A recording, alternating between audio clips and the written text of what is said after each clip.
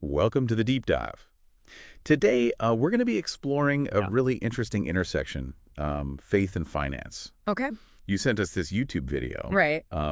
called How These 5 Bible Verses Made Me a Millionaire. Okay. And I've got to say, that title definitely piqued my curiosity. Mm-hmm. It's not every day Right. you see someone crediting their financial success to Scripture. Yeah, it is fascinating, isn't it? It taps into something pretty universal. Right? That desire for guidance and meaning, especially when it comes to big goals like financial well-being. Yeah. People have always looked to various sources for that wisdom, and for some, religious texts provide a powerful framework. Absolutely. And in this video, the creator, Prayer Oga, Okay. starts with a story that I think a lot of us can relate to. Mm. He talks about feeling stuck in a dead-end job. Yeah.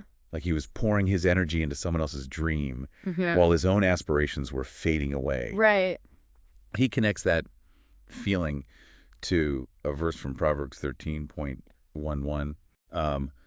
Hope deferred makes the heart sick, but a longing fulfilled is a tree of life. Right. It's a powerful image, right? It really is. Yeah. And, that idea of hope deferred making the heart sick, Mhm. it speaks to that deep human need for progress, Right. for fulfillment. Yeah. We all experience setbacks, moments where we feel like our dreams are on hold. Mhm. But what's interesting is how Prayer uses this verse as a springboard to explore how faith and scripture Right. can provide a roadmap for achieving those aspirations, particularly financial ones. Okay, so let's dive into the first of these money verses. Okay. Prayer Oga quotes Proverbs 6.011. Mm-hmm.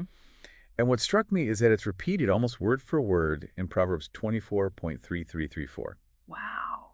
It seems like the Bible's really emphasizing this point, wouldn't you say?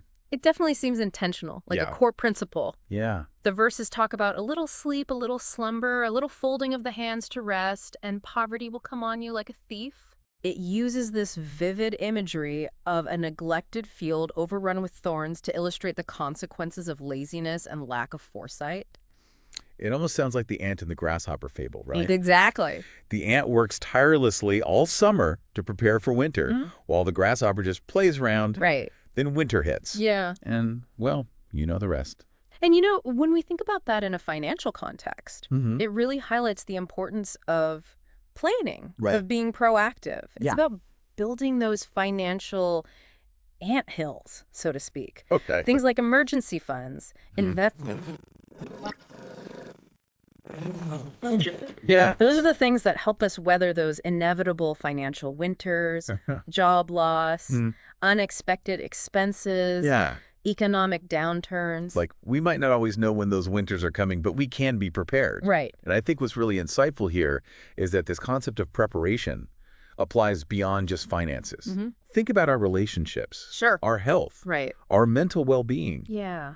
Are we investing in those areas of our lives so they can thrive even during challenging times? That's such a great point. Yeah. It's like diversifying your portfolio, but for your life. Right. You're not just putting all your eggs in one basket. Yeah. You're building a strong foundation across all areas. Exactly. So it's not just about making money. Right. It's about making sure you're building a solid foundation Yeah.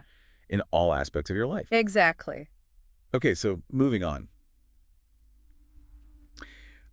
Prayer shares a personal story Okay. about his grandfather's small inheritance. Mm-hmm. It wasn't much in terms of monetary value, Right. but it represented something much bigger. Okay. It was a legacy of hard work, sacrifice, Mm-hmm. and a deep desire to provide for future generations. Yeah, It makes you think about the kind of legacy we want to leave, doesn't it? it really does. Yeah. He connects this anecdote to Proverbs 13.22 Okay. and 1 Timothy 5.8, which talk about the importance of providing for your family and future generations. It's not just about accumulating wealth for yourself. Right. It's about leaving a positive impact. Right. And that impact can go beyond just finances, right? It can be about the values, Yeah. knowledge, skills, Right. those intangible things that can benefit your family and community long after you're gone. That's so true. Yeah. It's like planting seeds Yeah, that will grow into trees that future generations will enjoy. exactly. And, what I find fascinating is how Prayer then brings up the idea of facing ethical dilemmas in his business. Okay. He talks about being tempted to compromise his values for quick profits. Mm-hmm. It's something I think many of us can relate to. Right. Those moments where you have to choose between easy money and doing what's right. He connects the struggle to Romans 12.2, Okay. which emphasizes the importance of transforming your mind, Yeah. aligning it with your values, and resisting the pressure to conform to worldly standards. So it's like building your own internal compass, rooted in your beliefs, Mm-hmm. to guide your decisions. Right. Especially when you're faced with those tempting shortcuts. Right. It's easy to get caught up in the everyone's doing it mentality. Yeah. But that can lead down a slippery slope, can't it? It absolutely can. Right. What's fascinating here Yeah. is that this concept of mind transformation applies beyond just ethical dilemmas. Okay.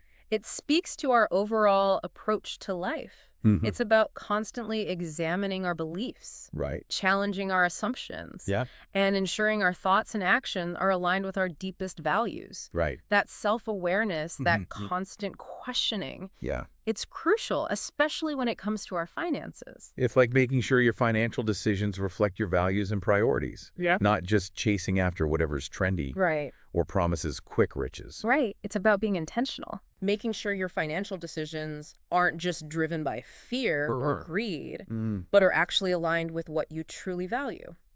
Okay, so now Prayoga shifts gears Yeah. and shares a story Okay. about losing a major client, one he was really depending on. Right. He talks about that feeling of financial insecurity, Yeah, like the yeah. rug had been pulled out from under him. Right.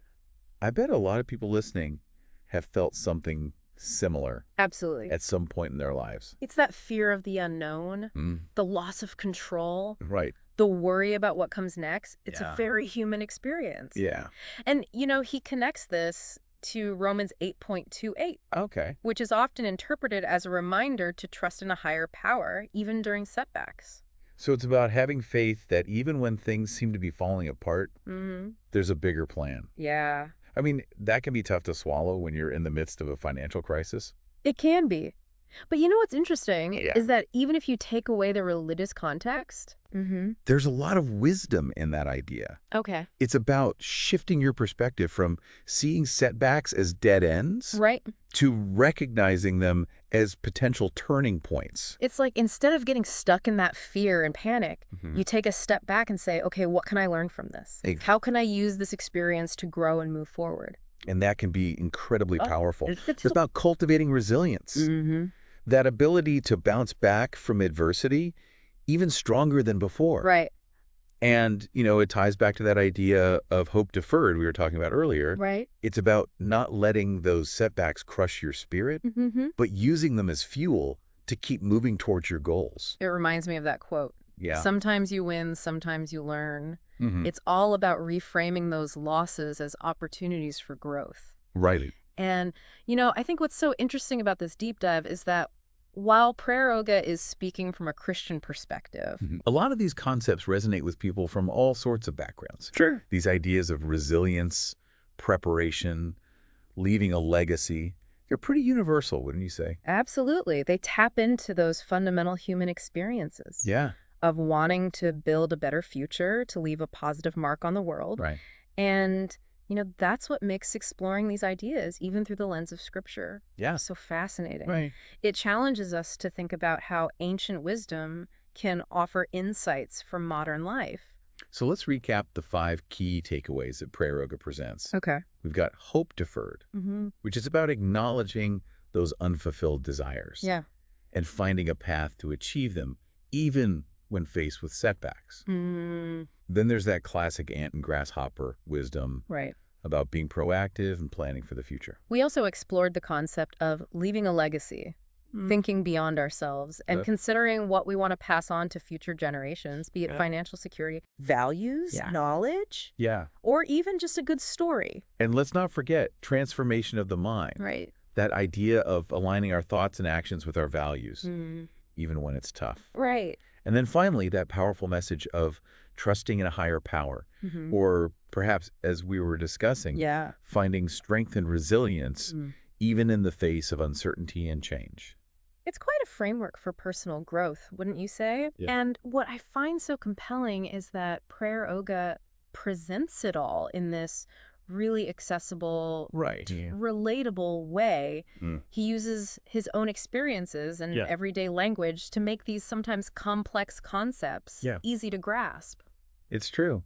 It feels like you're having a conversation with a friend who's sharing what's worked for them, Right. not a lecture from some financial guru. Exactly. But, it makes me wonder, what if we stripped away the explicitly religious context from these verses? Right. What kind of wisdom might we find? Ooh, that's a great question. Yeah. For example, the concept of hope deferred making the heart sick could be interpreted as the importance of setting realistic goals and managing expectations. Right. If we're constantly chasing unattainable dreams, we're setting ourselves up for disappointment and frustration, which can definitely impact our financial well-being. That's a really good point. And laziness versus preparation could simply be about the value of hard work, discipline, and planning for the future, regardless of whether you believe in a higher power or not. And those practical steps we talked about earlier, building an emergency fund, investing wisely, making a budget, those are all things anyone can do. Exactly. Regardless of their spiritual beliefs. And what about leaving a legacy? Yeah. I mean, even if you don't believe in an afterlife, you can still have a profound impact on the world and the people around you. Absolutely. It's about contributing to something larger than yourself, whether that's through your work, your relationships, your community involvement, or even just by being a kind and compassionate person. And, that idea of transformation of the mind could be seen as a call to self-awareness and personal growth. It's about constantly challenging our limiting beliefs and making conscious choices that align with our values. Precisely. It's like actively shaping your life instead of just letting it happen to you. And as for trusting in a higher power, perhaps it could be reinterpreted as embracing uncertainty, trusting the process, and having faith that even when things don't go according to plan, there's a greater purpose at play. So even if you're not religious, there's still a lot of valuable wisdom to be gained from these ideas. It's all about finding what resonates with you and applying it to your own life. I think that's what makes this whole conversation so interesting. It's not about blindly following someone else's beliefs, but about taking those nuggets of wisdom and seeing how they can help you navigate your own unique journey. Yeah, it makes you realize that we're all in this together, navigating life's ups and downs, trying to figure out what it all means. As we wrap up this deep dive, I'm left with a feeling of, I don't know, possibility. Like even ancient texts can spark fresh perspectives on our lives today. Especially when it comes to something as seemingly secular as personal finance. It is remarkable how these verses, even when stripped of their religious context, still offer so much to ponder. The ideas of discipline, perseverance, generosity, self-awareness, resilience, those are timeless principles. That transcend any specific belief system. And that brings me to a question for you, to your listener. If we were to take those 5 key verses about hope deferred, preparing like the ant, building a legacy, transforming our minds, and that idea of trusting in something bigger than ourselves, and reimagine them as purely secular wisdom, what new insights might emerge for you? That's a good question. How could those ideas, stripped of their religious connotations, resonate with your own personal journey, your own goals and aspirations? It's a fascinating exercise, isn't it? To take these ancient principles and see how they can be applied to our modern lives. Regardless of our individual beliefs, it really speaks to the enduring power of these ideas. It's like we're excavating these little nuggets of wisdom from unexpected places and finding that they still hold value. Absolutely. Still have something to teach us about how to live a good life, a meaningful life. And perhaps that's the biggest takeaway of all, that wisdom can be found in the most surprising places if we're open to looking for it. And that the journey of self-discovery, both financial and spiritual, is one that's worth taking. Beautifully said. Thank you for joining us on this deep dive. Yes, thank you. Into the intriguing intersection of faith and finance. It was a pleasure. We'll see you next time See you later. for another thought-provoking exploration.